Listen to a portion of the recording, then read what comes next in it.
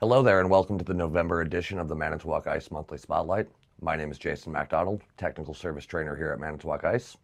This month we're going to talk about NEO with onboard filtration again, and we're going to talk about service limit number 3. The last two longer spotlights have been on the other two service limits, number 1 and number 2. So we're going to finish off with NEO with onboard filtration service limit number 3. As we do at the end of each spotlight, there'll be a quiz. We're going to ask for some information about you. Your email address, how many spotlights you've looked at before, just some generic stuff so that way we have a way to get in contact with you. Also, then we're going to test your knowledge on that seminar quiz. There'll be a link on the comment section of our YouTube post when it goes up, and there will also be a QR code that we'll leave up at the end for those of you who are watching it together and want to scan that QR code and take the quiz on your phone. It is computer or mobile friendly. Want to give a shout out for the Level 3 Factory School here in Manitowoc, Wisconsin at the factory. So you have a chance to come out here. You'll see a QR code there as well as a link to our registration form. We cover the last 10 years of product over 4.5 days. It's a combination of classroom and hands-on learning. So if you want to dig deeper into the bit of knowledge, please snap a picture of that QR code, go to manitowocice.com, click on service and go to training, fill out that registration. Come learn about Indigo, Indigo Next, NEO, NEO with onboard filtration, the S3000 that we affectionately refer to as Quadzilla, all of our product line, Cool Air, Flake and Nugget, over a 4.5 day period. Something we're real passionate about here is training. That's why we do these videos. That's why we conduct the Level 3 Factory School. So service limit number 3. We're going to start with how do you retrieve that service limit, as well as what is the definition of that service limit. If you've been watching the last two videos that we did, you know what service limit 2 is and what service limit 1 is. Now we're going to talk about service limit number 3. There are two ways to get the service limit from the memory of the machine. You can do it through the touchpad. This machine here you can see is locked out on one of its service limits. The unit's not running. The wrench light is lit solid. That's letting you know that this ice machine has shut down and locked out on one of its 3 service limits. Due to the topic, I'm betting it's going to have locked out on service limit 3. So let's go ahead and see that by pushing the power button. Push and hold that power button to start the ice machine, and then this will flash 1, 2, 3 times, and then goes out. That's letting you know service limit number 3 is what shut you down. You can get that from the touchpad without opening up the control box, or you can go to the control board itself and retrieve your service limit. This machine is locked out. Safety 1 and Safety 2 lights on the board are lit. When you start this ice machine, the Safety 1 and Safety 2 lights will flash together 3 times, letting you know that service limit number 3 is what had shut this ice machine down last. But this is what you would see if the ice machine was locked out on its service limit. What is service limit number 3? Service limit number 3 is a water loss or a no water in the first place service limit.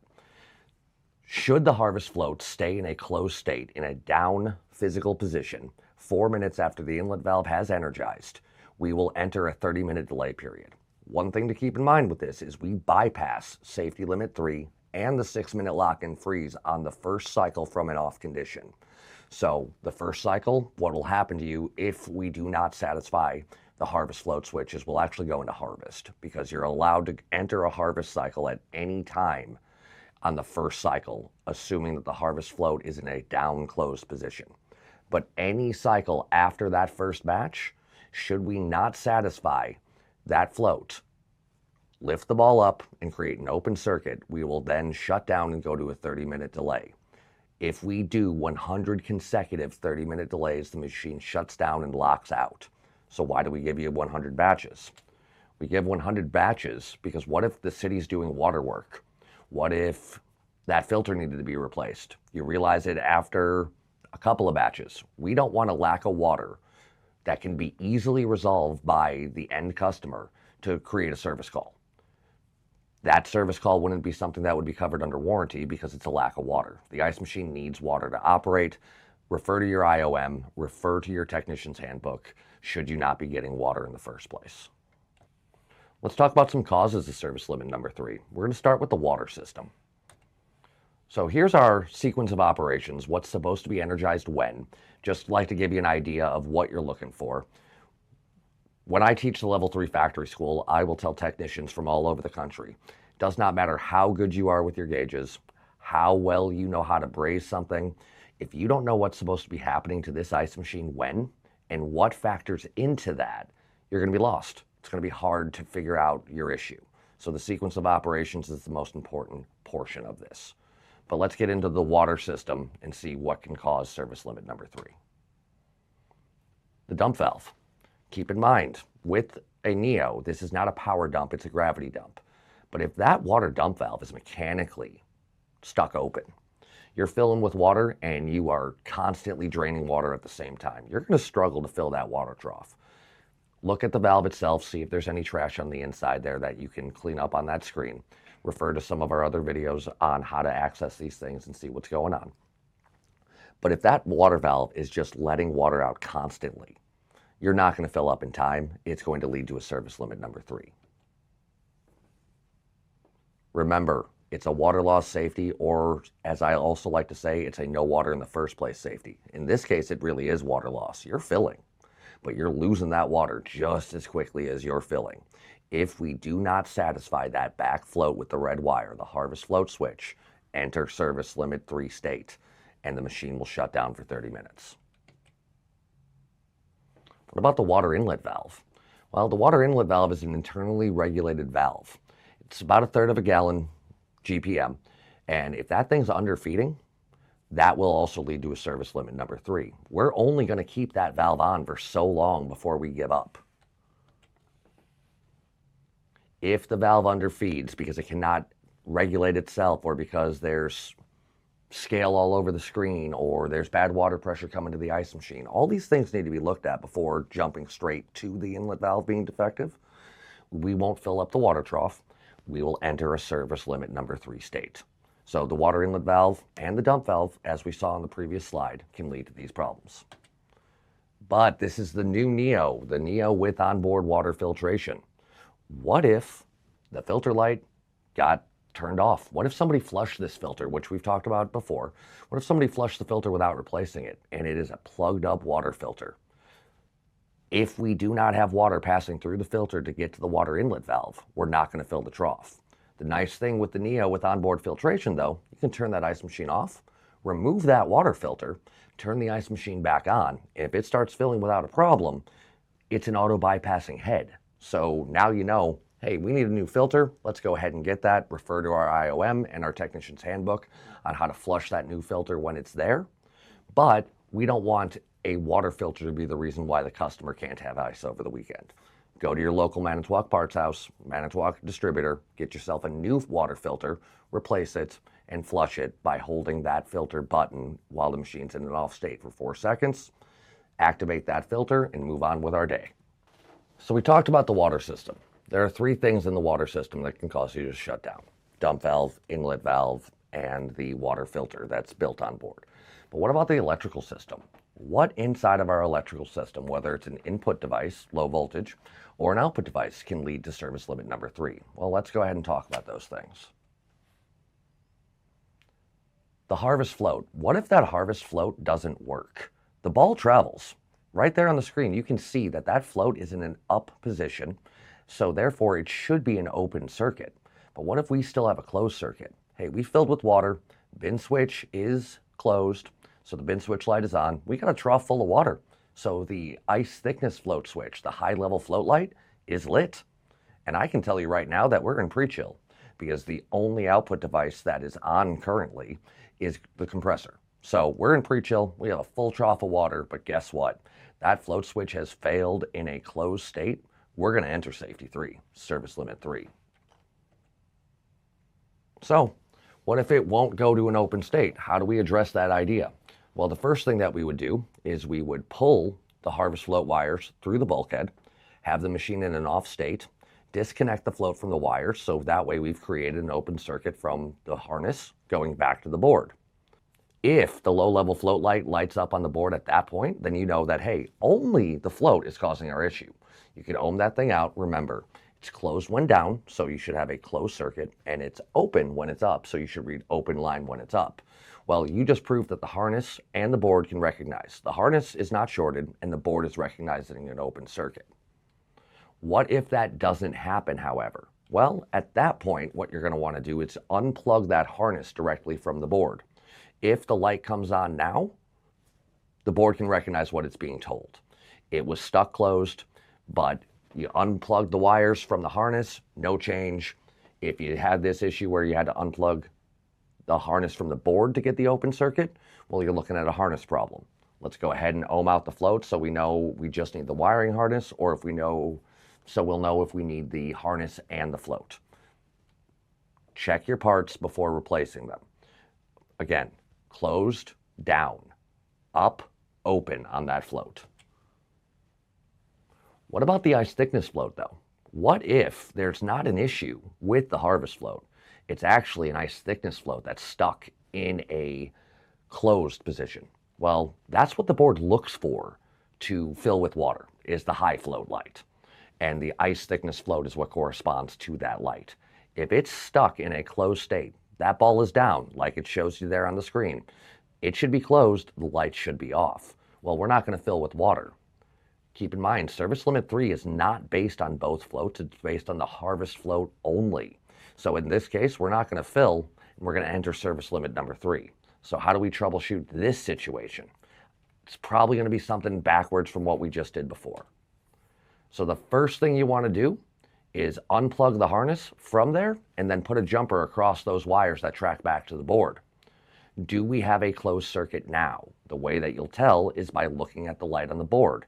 It was lit on the last slide. What does it do now? Does it go to off? Do you start to fill with water? Yes, you bypassed an input device and the problem went away. You can ohm out that float, but you just bypassed the input and the issue is gone. So you have a reasonable expectation that when you do ohm out that float, you're going to find that the float is the issue. That with the ball down, you read open line. With the ball up, you read open line. You're going to need a new ice thickness float switch. But what if this still doesn't take place? We're going to have to go to the board now and see, can the board recognize what it's being told? Unplug the float harness from the board. At that point, both those lights are going to come on. The low level and the high level float lights will be on because you've created an open circuit. You're going to need to put a jumper across the high level float circuit as you see there on the screen. This is true for Neo with onboard filtration or the original Neo. You could do it on either side because the sequence and the inputs work the same way. So put a jumper there. Does the light go off? It did. The board recognizes what it's being told. You have an issue with your harness because you did do the jump on the previous slide and that didn't take care of the issue. So you need to move and see, what does the board actually see. It sees correct, don't chase the board. If it still cannot sense closed and the light still will not go off, at that point you would have a control board issue that you would need to replace the board and get one that can recognize what it's being told. Again, these floats work the same way. What they do is different. The harvest float's only job is to tell the board we're out of water. No water, must be time to harvest because we must have converted that water. And to tell us that we didn't fill with water in the first place for the service limit number 3. If the float is down, the switch is closed. You should read a closed circuit. What should you read? Consistency. That's all we care about is consistency. And when that float is open, you should read open line. Further electrical issues, however. What if that water valve doesn't get power? How do you verify that you're supposed to be getting power? Well, that's why we had the sequence of operation chart up there earlier. You have to wait till you get through your water purge, and then when you enter pre-chill. You don't have float lights lit, so you have an empty water trough. Well, that water valve's not feeding. Is it the water valve or is it the relay? Because our inputs aren't telling us we need any lack of voltage here. They're telling us empty water trough. It is time to fill. Well, how do we verify this? The way that I do it, I go straight to the board. Go across wire number 20, it's that blue wire, and then wire 56, it's the white wire. That's L2 going to the board, so it's going to be common to everything. You could go to the valve as well, 20, and then the 2 blue wires coming out of there. You could go to the harness itself, but a lot of times you're not going to have access to that inlet valve, whereas you do have access to the front of the machine, so you can get access to the control board. So if you go across a Neo with onboard filtration, across wire number 20 and across wire number 56, and you're reading 0 voltage while in pre-chill, you'd have a relay on the board that will not send power, and you would need to get a new board. I always recommend you do this from the off state. Turn the machine off, turn it back on, because we're not going to constantly fill with water. You may run into a situation where you don't realize that you're in harvest because it was the first cycle from off. So we bypass the 6-minute lock and freeze. We bypass service limit number 3. Whenever you troubleshoot our equipment, start in an off state with no ice on the plate. Now we're troubleshooting water systems, so even more important, turn it off, turn it back on, wait until after the compressor starts. At that point, you should start filling with water, and this is when you would do this check.